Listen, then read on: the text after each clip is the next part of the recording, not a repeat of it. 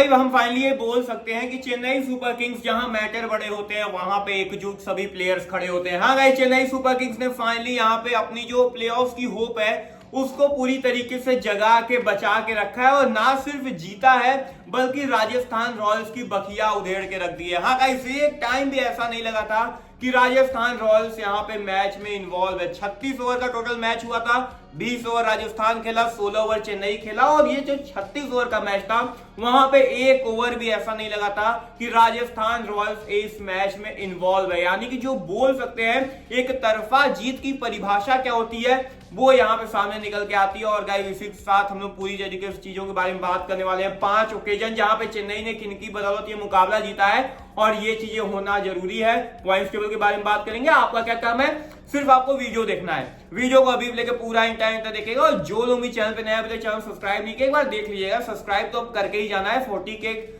जल्दी से जल्द जब तक चेन्नई क्वालिफाई करे आप यहाँ पे 40 के करवा दीजिए। चलिए दोस्तों वीडियो स्टार्ट करते हैं। सबसे पहले हम लोग बात करने वाले हैं टॉस की। तो टॉस आपको पता है कि टॉस का बॉस ऋतुराज बनते हैं नहीं। इस बार जो 13 मुकाबले में सिर्फ 2 बार टॉस जीते, 11 बार ये टॉस गवाए हैं। आज भी इन्होंने टॉस गवा दिया।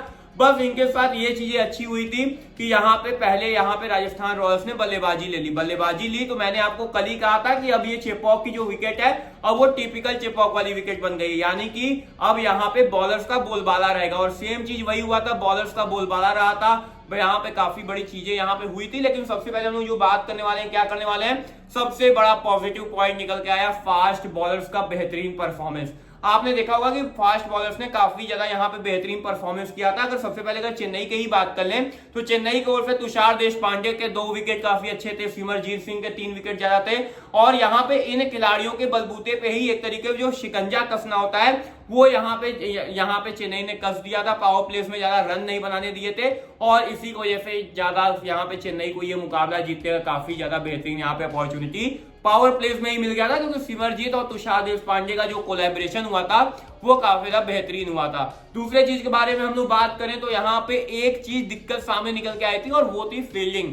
मैं इस पॉइंट को यहाँ पे उभारना नहीं चाहता था, इस पॉइंट्स को ज्यादा मैं सामने लाना नहीं चाहता था, लेकिन ये चीजें अब लानी पड़ेंगी क्योंकि अब जैसे जैसे प्लेऑफ्स के करीब आप पहुंच गए हैं और मैं तो पूरी तरीके से कंफर्म हूं कि ये प्लेऑफ्स में क्वालिफाई भी कर जाएंगे। लेकिन आप जब क्वालिफाई करेंगे तो यहाँ पे फील्डिंग जो आप यहाँ पे मिस्टेक कर रहे हैं ये आपको भारी पड़ जाएगा। अभी तो आप बच जा रहे हैं, सामने वाली टीम उतना यहाँ पे कंसीडर नहीं कर रही है, लेकिन अगर वही बल्लेबाज के अगर आपने कैच छोड़ा, उसी ने अगर सेंचुरी जड़ दिया तो आप क्या कर सकते हैं, आप मैच में ऑलरेडी बाहर हो जाएंगे। तो इसलिए यहाँ पे फील्डिंग में थोड़ा सा ध्यान देने की जरूरत रहने वाली है, थोड़ी सी चीजों को और इनोवेट करने की जरूरत रहने वाली है। अगली चीज के बारे में बात करें, लेकिन उसके पहले टेलीग्राम पे हम लगातार लाइव थे, सब चीजें हमने की, पोस्ट भी एक से बढ़ के एक किया था, लगातार चीजें आपसे बोल रहे हैं। तो वही चीज कह रहा हूं कि आपका एक डेस्टिनी होनी चाहिए, क्या होनी चाहिए, टेलीग्राम होनी चाहिए। सबके टेलीग्राम से सबसे ज्यादा न्यूज हम देते हैं, ये मैं आपको यहाँ पे दावा और सीना छाती सब ठोक के कहता हूँ, सबसे ज्यादा न्यूज हमारे टेलीग्राम प्रोवाइड होता है। तो देर मत करिए, कमेंट बॉक्स में स्पेशली आपके लिए यहाँ मैंने कमेंट कर दिया है, फटाफट से टेलीग्राम को ज्वाइन कर लीजिएगा। अगली चीज के बारे में हम लोग बात करें तो यहाँ पे बल्लेबाजी, सबसे पहले मैंने क्या कहा था, रहाणे को आप बाहर करिए, रहाणे को बाहर करिए। सेम वही चीज हुआ, चेन्नई ने रहाणे को बाहर किया। आपके सामने यहाँ पे रिजल्ट सामने निकल के आ गया है, क्योंकि रहाणे रहते थे तो चेन्नई एक तरीके फंस जाती थी, किससे मैं ओपनिंग कर रहा हूं, क्या रहाणे को ओपनिंग पे भेजूं, क्या रहाणे को मिडिल ऑर्डर में भेजूं। ये जो दिक्कत समस्या थी उसे काट के ही जड़ से ही हटा दिया। सबसे पहले इन्होंने गायकवाड और रचिन से यहाँ पे ओपनिंग करवा दिया। रचिन ने एक तरीके से मैं बोल सकता हूँ अच्छी स्टार्ट दिला दी थी, क्योंकि ऋतुराज गायकवाड स्टार्टिंग में एंकरिंग का रोल कर रहे थे। लेकिन वहीं पे दूसरी तरफ अगर देख लिया जाए तो रचिन रवींद्र का परफॉर्मेंस काफी ज्यादा बेटर निकल के आएगा। जो 27 और 18 बॉल में 1 चौका 2 छक्का जड़ा था, काफी तेजी से रन बनाया था और मोमेंटम को इन्होंने एक तरीके से शिफ्ट कर दिया था।